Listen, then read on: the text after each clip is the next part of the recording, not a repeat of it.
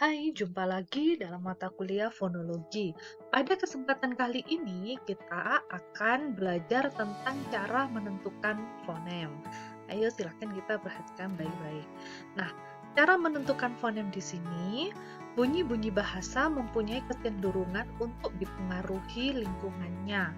Struktur bunyi M, P, atau M, B di dalam kata sampai, sampah, limbah, dan tambah sama-sama berfitur bilabial. Tentunya teman-teman masih ingat kan?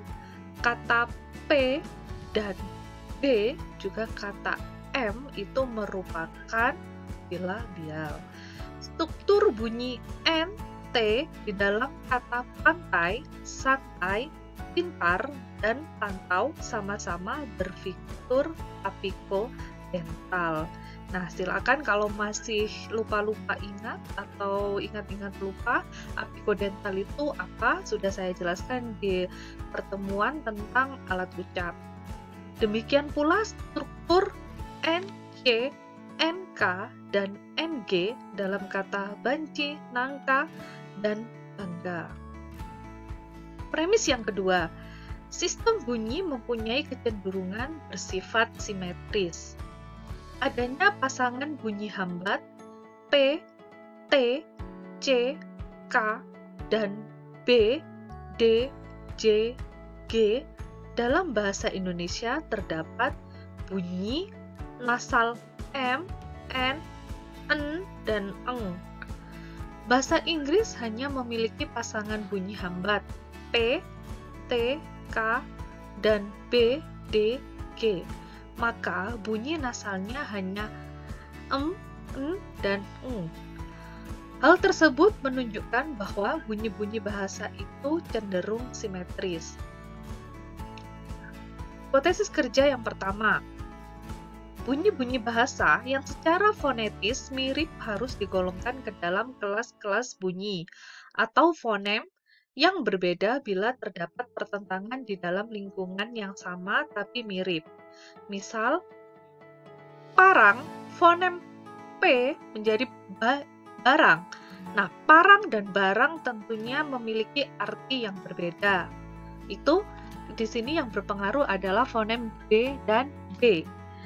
Begitu juga dengan kata tiri dan diri, acar dengan ajar. Itu mempunyai fonem atau arti yang berbeda.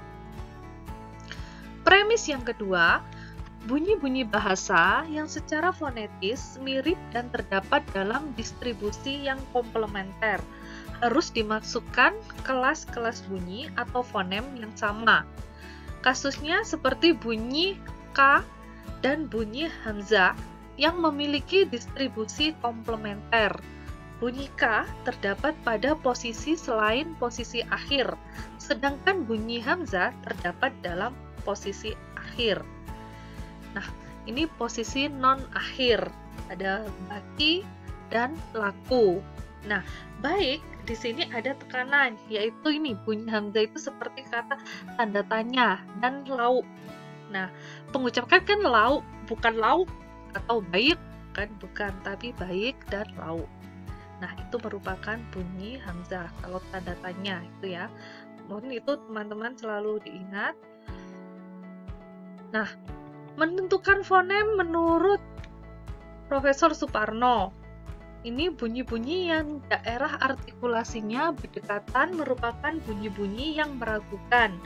Bunyi yang meragukan inilah yang biasanya dites dalam pasangan minimal untuk menentukan apakah bunyi-bunyi itu fonem atau tidak. Misalnya ini contohnya milih, milih versus nyilih, nilih yang berarti pinjam.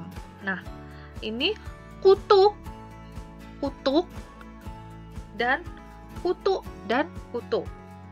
Nah, itu kan beda-beda ya. Ada kutuk, kalau di bahasa Indonesia mengutuk dari kata kutuk, kutuk. Nah, kalau di sini bahasa Jawa yang kutuk itu artinya anak ayam.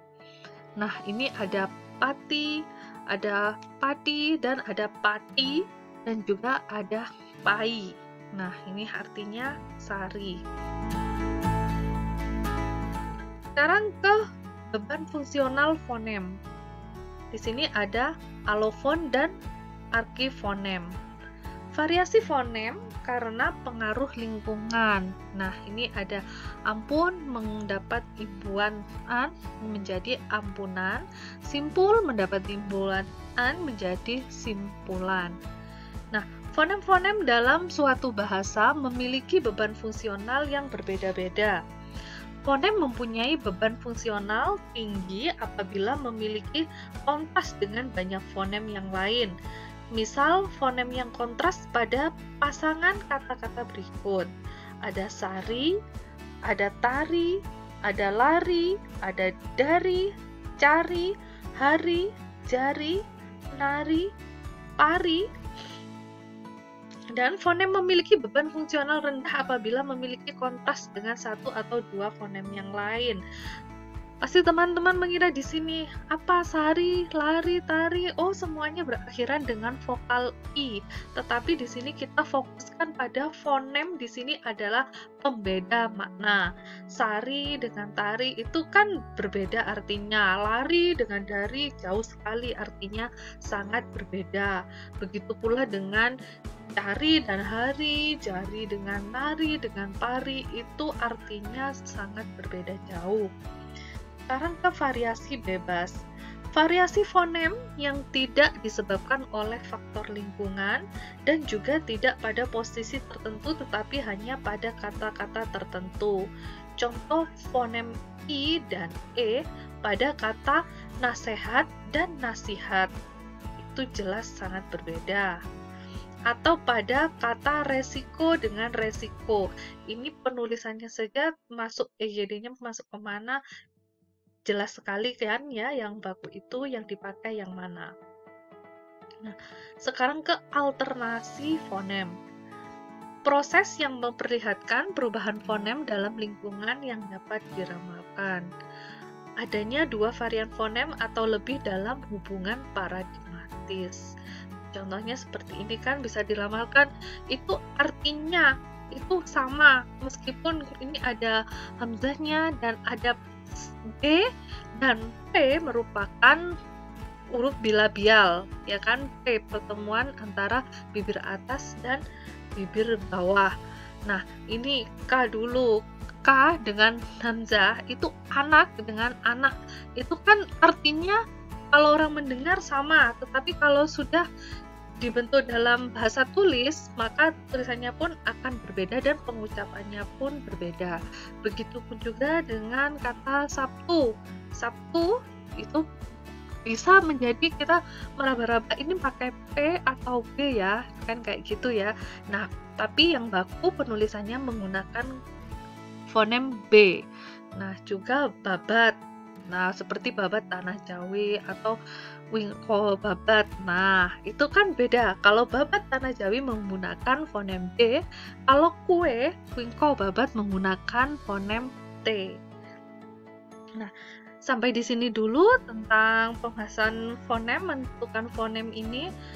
Sampai jumpa di pertemuan selanjutnya.